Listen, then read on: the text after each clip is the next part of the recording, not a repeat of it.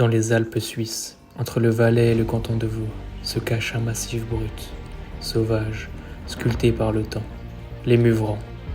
Ici, les montagnes ne font pas semblant, les sentiers s'élèvent, les cols s'enchaînent, et au sommet de tout ça, trône un géant, le Grand Muvrand, 3051 mètres, face au vide.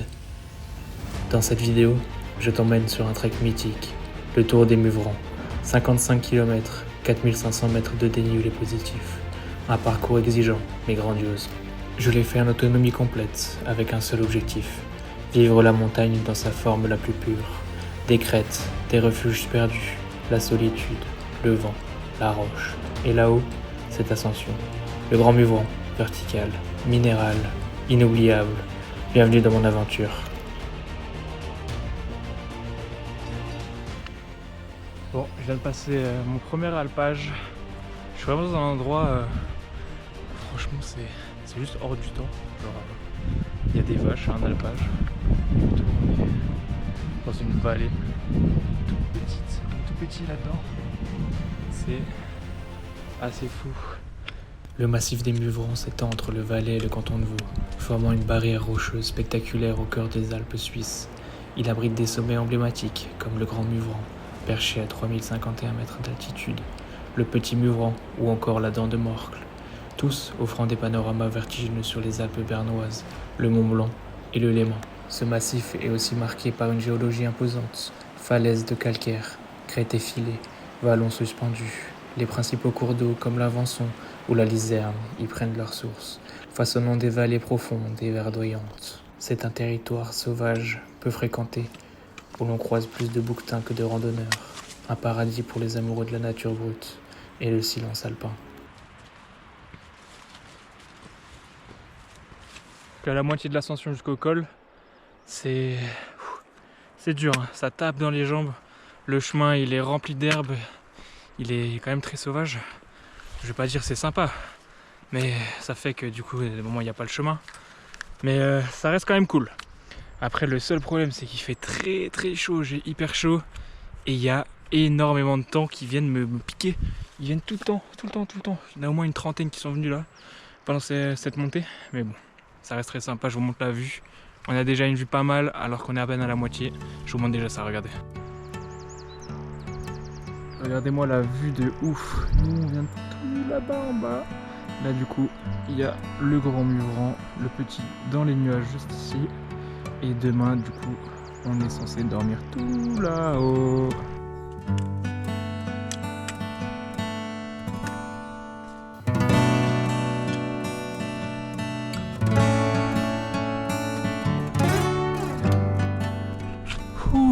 Bon, alors finalement, changement de programme. Le chemin pour rejoindre le col que je vais rejoindre à la base, il est fermé à cause des éboulements qu'il y a eu. Du coup, seconde option, c'est ce que j'ai regardé, c'est ce que j'ai pensé. On va faire le col des Martinets. Du coup, c'est un petit col un peu plus alpin. On arrive jusqu'à 2740 mètres d'altitude. Ça va être très sympa aussi. Il me reste à peu près 1h30 d'ascension. Puis après, on descend jusqu'au refuge du coup de la Tourche. Puis après je pense que je vais manger là-bas. Parce que mine de rien, ça fait 2 heures que je marche. Je suis parti un peu tard aujourd'hui, il était 10h30 quand je suis parti. Donc il va bientôt être l'heure de manger. Et sur ce, on continue l'ascension avec ce paysage pittoresque.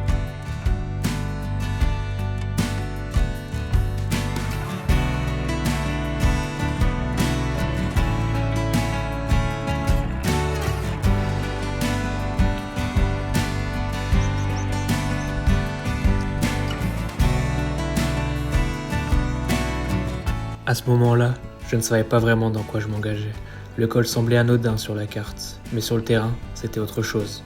Des éboulis instables sous mes pieds, des roches qui glissent à chaque pas, un sentier raide, effacé par le temps et les chutes de pierre. Par moments, plus aucun balisage, juste l'instinct et l'attitude qui pèsent. Chaque mètre gagné demandait de l'attention, de l'équilibre et un peu de courage. Mais j'ai continué, parce qu'une fois lancé, on ne recule plus. Et au sommet, malgré le souffle court et les jambes brûlantes, je savais que j'étais exactement là où je devais être. Je viens d'arriver au col. C'était une montée franchement dure. Franchement, c'était dur. Là, j'ai les jambes, elles sont out. Je pense que je vais manger et après du coup faut juste continuer à descendre un petit peu jusqu'à la cabane de la Tourche du coup. Puis après on longe l'autre versant de la vallée jusqu'à arriver au lac. Puis je pense que ça va être au lac que je vais me stopper pour aujourd'hui. Mais en tout cas la montée elle était vraiment costaud, pas très bien balisée, mais c'était cool. Malheureusement là je suis arrivé en haut, je suis un peu dans les nuages, donc la vue elle est un peu coupée, mais ça reste très sympa. La descente s'est faite dans un autre monde. Un voile épais de nuages enveloppait tout. Plus de sommet, plus d'horizon, juste moi, le silence, et cette brume froide qui glissait sur la roche. Et puis d'un coup, les nuages se sont déchirés, comme un rideau qui se lève sur la Seine. Là, en contrebas, se dessinait la cabane de la Tourche, posée entre ciel et montagne, un moment suspendu. Une arrivée comme on n'en vit pas souvent.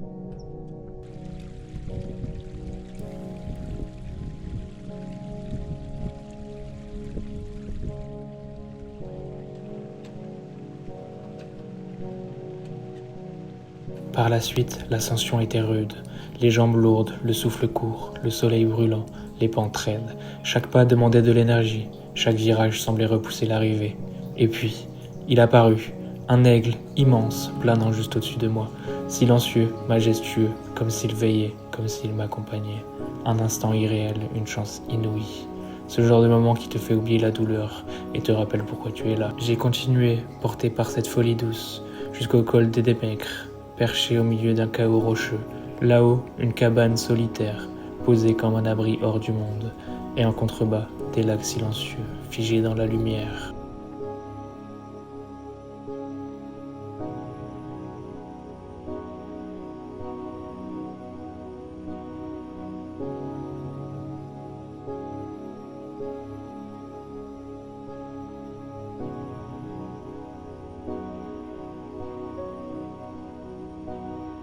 Je suis arrivé du coup au lac de la Fuie. C'est franchement pas mal. Il est assez joli, ouais, assez joli. Je pense que du coup je vais m'arrêter là. J'ai trouvé un spot à peu près plat. Du coup c'est là que je vais dormir. Puis voilà quoi. L'endroit en tout cas il est vraiment pittoresque. C'est assez fou.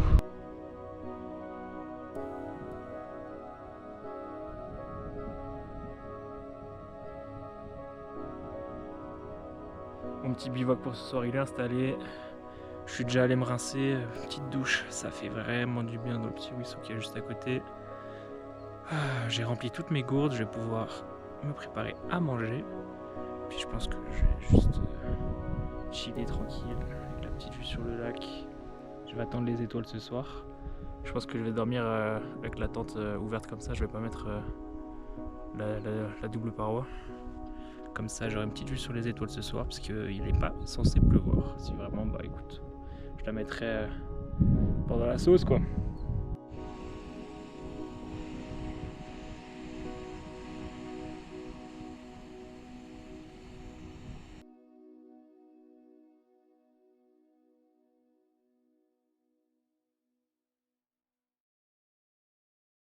Bon bah voilà, début du jour 2, j'ai passé une très bonne nuit, j'ai plié mon petit camp.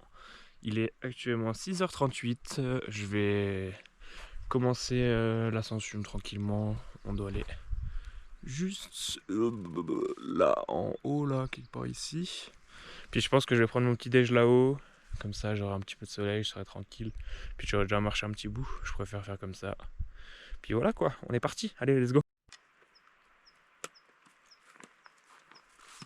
Cette nuit-là, c'était irréel, seul sous un ciel dégagé, des étoiles à perte de vue, comme si la montagne avait ouvert une fenêtre sur l'infini. Pas un bruit, pas une lumière, juste le souffle du vent, et cette sensation d'être minuscule mais vivant. Le matin, je suis reparti tôt, le sac sur le dos, le regard encore imprégné de la nuit. Je suis passé par la cabane de Fully, Fenestrale, encore endormi, puis j'ai attaqué le col de Fenestrale, avec le jour qui montait lentement. Par la suite, la vallée de la Jure s'est ouverte devant moi, verte, profonde, silencieuse, mais je n'étais pas là pour redescendre, non. Devant moi, il restait un dernier défi, le plus impressionnant, le Grand Muvran. Ce sommet, c'est un monument, un bloc de pierre immense, dressé à 3051 mètres d'altitude, isolé, fier, intimidant. Il marque la frontière entre le Vaud et le Valais et domine tout le massif depuis des siècles. Les anciens le redoutaient, les randonneurs le respectent. Pas de facilité ici, juste de la roche, du vide et une ligne directe vers le ciel. L'ascension est raide, instable, parfois vertigineuse, mais à chaque pas, tu sens que tu te rapproches de quelque chose de grand, quelque chose de vrai. Bon, du coup là je suis à la cabane des Rambert. C'est vraiment un spot mythique.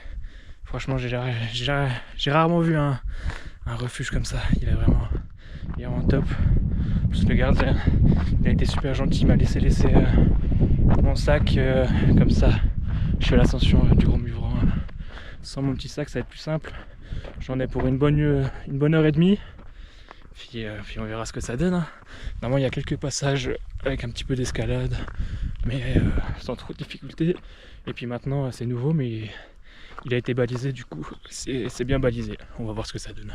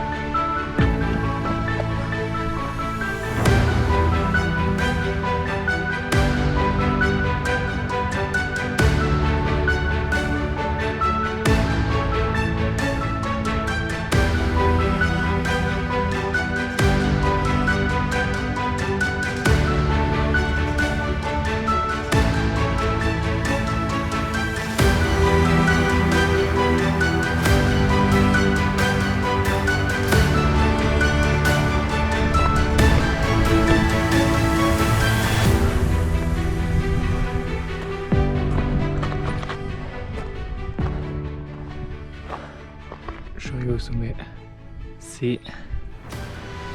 J'ai pas les mots. C'est fou. Regardez-moi ça. C'est pittoresque, incroyable. Et puis je suis arrivé, après des heures de montée, de doute, de silence, le sommet, le Grand Muvran, 3051 mètres. Rien au-dessus, juste le vent, la roche et ce vide immense autour de moi. Le regard se perd sur les Alpes bernoises, le Mont Blanc au loin. Bon, je suis bien descendu. Je viens de partir de la cabane de Rambert. Je suis resté un petit moment avec un monsieur hyper sympa que j'ai rencontré sur le chemin.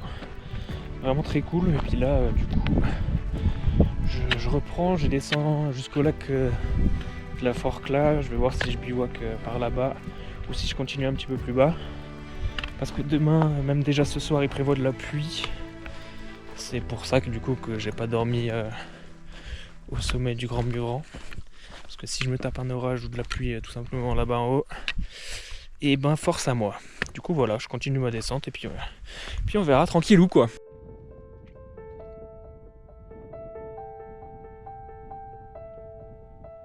Le lac de la Forclaz, d'habitude miroir parfait au cœur des montagnes. Ce jour-là, il était méconnaissable, boueux, presque sec. La chaleur, le vent, la sécheresse avaient effacé sa magie. Un rappel simple, ici, rien n'est garanti. Même les plus beaux spots changent de visage.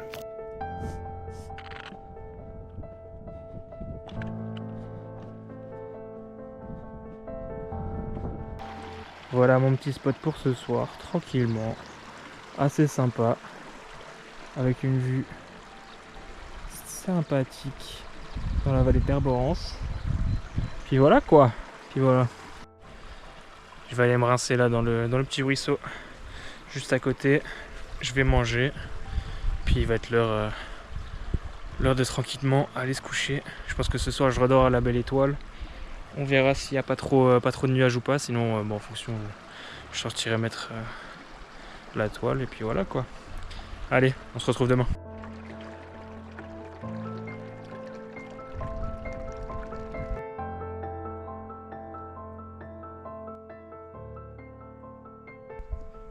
On est au début du jour 3, dernier jour pour aujourd'hui. Je vais passer une nuit plutôt sympathique, plutôt agréable, avec le petit ruisseau à côté. C'était sympa, j'ai même eu le droit à de la visite cette nuit. J'ai eu, je sais pas ce que c'était, mais certainement des boucs ou des chamois. Ils sont passés juste à côté. Là j'en vois encore juste là-haut. C'était assez sympa. Et puis du coup aujourd'hui on attaque, on descend jusqu'à Derborance. Ensuite on a un col jusqu'au pas de la cheville. Puis après c'est que de la descente jusqu'au pont de Nant. Notre point de départ. Voilà. Bon bah voilà. Pour l'instant les jambes j'ai pas mal. Hier j'avais un peu de crampes au réveil mais là aucun problème donc je suis prêt à partir. There's a place beyond the silver moon. If we drive, then we can get there soon.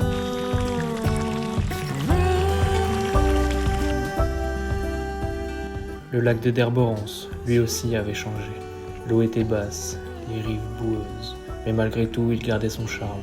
Un lieu chargé d'histoire, toujours beau, même dans la sécheresse. Puis l'ascension a repris, une montée soutenue, minérale, exposée au vent, et au pas de la cheville, la récompense, une vue vertigineuse sur la vallée, ouverte, immense, presque irréelle. Don't you wanna go? Don't you wanna go? Bon bah voilà, je suis arrivé à mon dernier col. Puis maintenant on redescend. On fait que descendre jusqu'à Pont de Nant. Et puis on est arrivé quoi.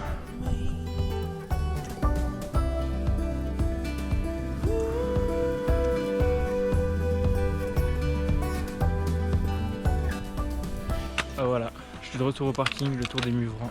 C'est fini. Franchement, rien à dire sur le tour, c'était franchement incroyable. J'ai bien kiffé le moment, je peux rencontrer quelques petites personnes. Puis franchement, c'est costaud, ça tape dans les jambes, mais ça vaut la peine, ça en vaut la peine. Puis là, juste au-dessus de moi, le grand Muvran, l'iconique, le seul, l'unique. C'est une expérience que je recommande franchement.